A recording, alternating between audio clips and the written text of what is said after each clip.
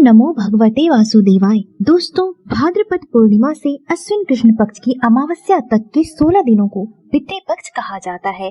इन 16 दिनों में हम अपने पूर्वजों का तर्पण करते हैं, उनकी सेवा करते हैं। माना जाता है कि अश्विन कृष्ण प्रतिपदा से लेकर अमावस्या तक ब्रह्मांड की ऊर्जा तथा उस ऊर्जा के साथ पितृ प्राण पृथ्वी पर व्याप्त रहते हैं। पितृपक्ष में हिंदू लोग मन, कर्म और वाणी से संयम का जीवन जीते हैं। पितरों को स्मरण करके जल चढ़ाते हैं, निर्धनों एवं ब्राह्मणों को दान देते हैं।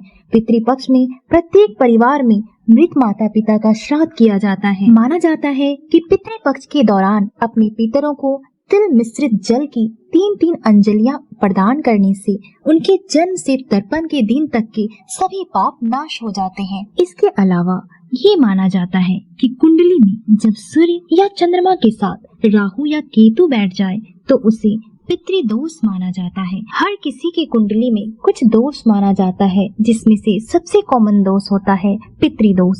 तर्पण करने से पितृदोष से मुक्ति मिलती है। माना जाता है कि पितृपक्ष के दौरान पितरों का तर्पण या श्राद्ध करने से पितृदोष से मुक्ति मिलती है। इसके अलावा यदि आप किसी कारणवश श्राद्ध नहीं कर पा रहे हैं तो इन पितृपक्ष के दौरान गीता के 7वें अध्याय का पाठ करने से या लगातार उन्हें सुनने से पितृदोष से निवारण मिलता है।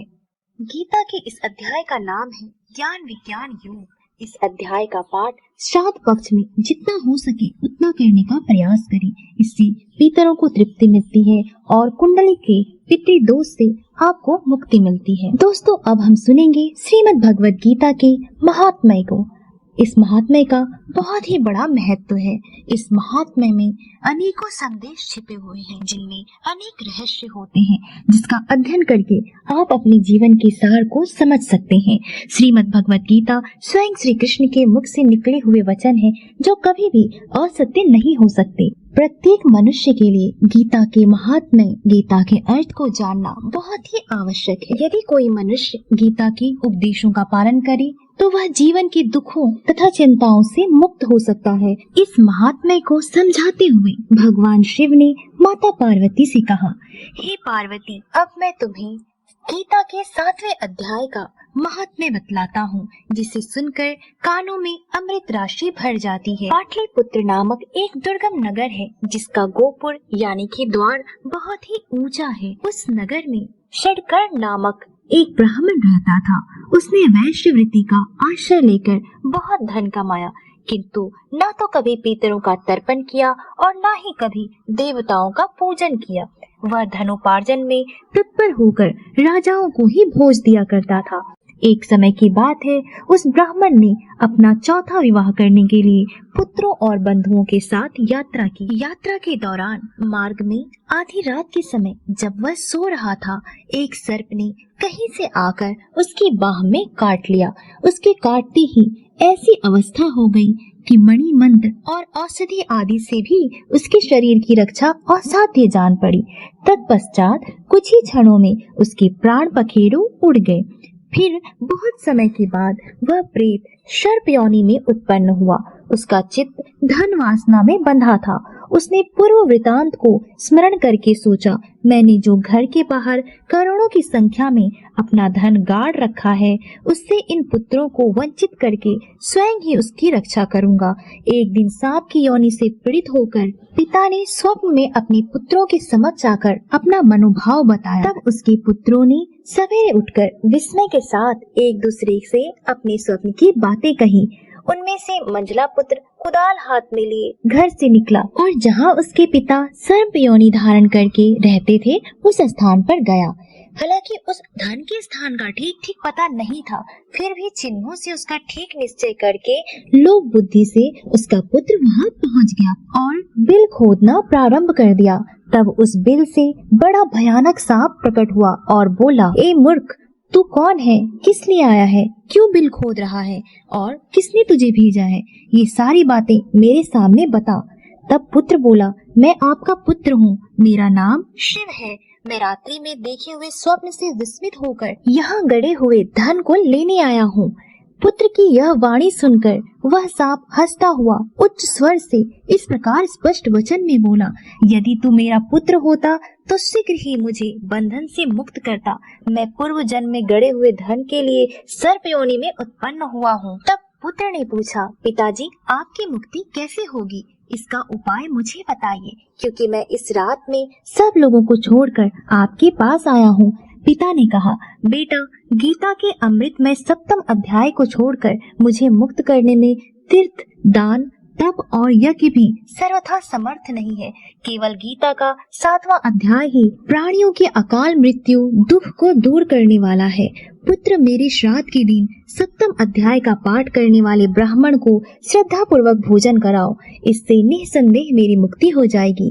वत्स, अपनी शक्ति के अनुसार पूर्ण श्रद्धा के साथ वेद विद्या प्रवीण अन्य ब्राह्मणों को भोजन कराना। सर्प योनि में पड़े हुए पिता के वचन सुनकर सभी पुत्रों ने उसकी आज्ञा के अनुसार तथा उससे भी अधिक किया। तब उस ब्राह्मण ने अपनी सर्प शरीर को त्याग कर दिव्य देह धारण किया और सारा धन पुत्रों के अधीन कर दिया। पिता ने करोड़ों की संख्या में जो धन बांट कर दिया था, उससे वे सदाचारी पुत्र बहुत प्रसन्न हुए। उनकी बुद्धि धर्म में लगी हुई थी, इसलिए उन्होंने बावली, कुआं, पोखर, यज्ञ तथा देव मंदिर के लिए उस धन का उपयोग किया और अन्नशाला भी बनवाई। तत्पश्चात 7वें अध्याय का सदा जप करते हुए उन्होंने मोक्ष प्राप्त किया। पार्वती, यह तुम्हें 7वें अध्याय का महात्म्य बताया गया है, जिसकी श्रवण मात्र से मानव सब पातकों से मुक्त हो जाता है। अब हम सुनेंगे गीता का 7वां अध्याय, जिसे स्वयं भगवान श्री कृष्ण ने कुरुक्षेत्र में अर्जुन से कहा था। गीता के 7वें अध्याय के अनुसार श्री कृष्ण भगवान अर्जुन से कहते हैं, हे पार्थ, मुझ में मन लगा करके मेरे ही आश्रय होकर योगाभ्यास करते हुए मेरे स्वरूप का संशय रहित पूर्ण ज्ञान होगा। सो सुनो, विज्ञान के सहित वह पूर्ण ज्ञान मैं तुम्हें सुनाता हूँ, जिसके जानने से तुमको इस लोक में कुछ जानना शेष नहीं रहेगा। सहस्त्रों मनुष्यों में से कोई एक सिद्धि प्राप्त के लिए यत्न करता है, और उन यत्न करने वाले सिद्धों में से जो कोई भी मुझे ठीक से जान पाता है, पृथ्वी, जल, अग्नि, वायु, आकाश, मन, बुद्धि और अहंकार, यह 8 प्रकार की मेरी प्रकृति है। इस प्रकृति को अपरा अचेतन अर्थात जड़ कहते हैं, और हे महाबाहो, इससे दूसरी प्रकृति चेतन है, जिसने संपूर्ण जगत धारण किया है।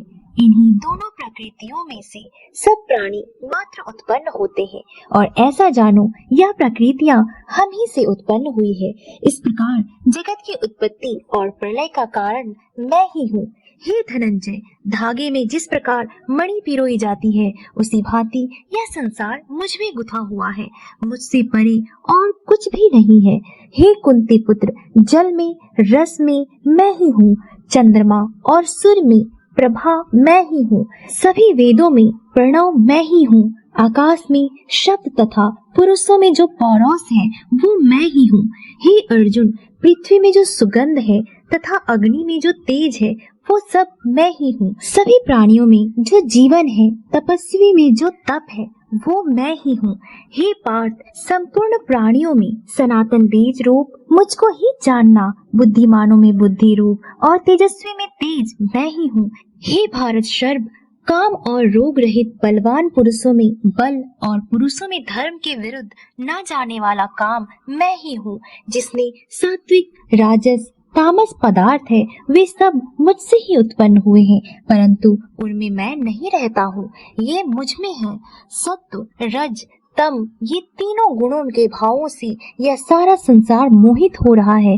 इस कारण यह इससे परे है, मुझ अव्यय परमात्मा को नहीं जानता। मेरी यह गुणमयों और दिव्यमया अत्यंत दुस्तर है। जो मुझको अनन्य भाव से भजते हैं वे इस माया को पार कर जाते हैं। जो पापी मूढ़ नराधम माया ने जिनका ज्ञान हर लिया है और आसुरी भाव ग्रहण किए हुए मुझको नहीं जान पाते हैं। हे भारत श्रेष्ठ अर्जुन, 4 प्रकार के मनुष्य मुझको भजते हैं, दुखिया, जिज्ञासु, ऐश्वर्य की कामना करने वाला और ज्ञानी, जिनमें सदा मुझ में एकाग्र चित्त होकर और केवल मेरी, क्योंकि मैं ज्ञानी को अत्यंत प्रिय हूँ और वह मुझको प्रिय हैं। यद्यपि ये सब भक्त अच्छे हैं, तथापि ज्ञानी तो मेरी आत्मा ही है, क्योंकि वह मुझ में ही मन लगाकर मुझको ही सर्वोत्तम गति मानकर मेरा ही आश्रय ग्रहण करते हैं। उनके जन्म के अनंतर ज्ञानी मुझे पा लेते हैं। ऐसे महात्मा अत्यंत दुर्लभ है। सब जगत को वासुदेवमय समझे। अपनी अपनी प्रकृति के नियम के अनुसार मनुष्य भिन्न भिन्न काम वासनाओं से अज्ञान में डूबकर उन फलों की चाहत से अन्य देवताओं के अधीन होकर उनकी उपासना करते हैं। हे अर्जुन, जो भक्त श्रद्धा पूर्वक जिस जिस देवता का पूजन किया करते हैं, उन पुरुषों की उस श्राद्ध को मैं दृढ़ कर देता हूँ। वह उस श्रद्धा से युक्त होकर उस देवता की आराधना करता है, फिर उसको मेरे ही रचे हुए काम फल प्राप्त होते हैं। परंतु उन अल्प बुद्धि वालों का फल नाशवान है। देवताओं की आराधना करने वाले देवताओं को मिलते हैं और मेरे भक्तजन मुझ में मिल जाते हैं। मेरे अव्यय अत्युत्तम स्वरूप को न जानकर मंद बुद्धि लोग मुझे अव्यक्त को व्यक्त मानते हैं। मैं योग माया से आच्छादित होने के कारण सबको नहीं दिखता हूँ। उसमें मूढ़ लोग अनादि तथा अविनाशी मुझको नहीं जानते। हे अर्जुन, मैं भूत भविष्य और वर्तमान के सब प्राणियों को जानता हूँ, पर मुझे कोई भी नहीं जानता।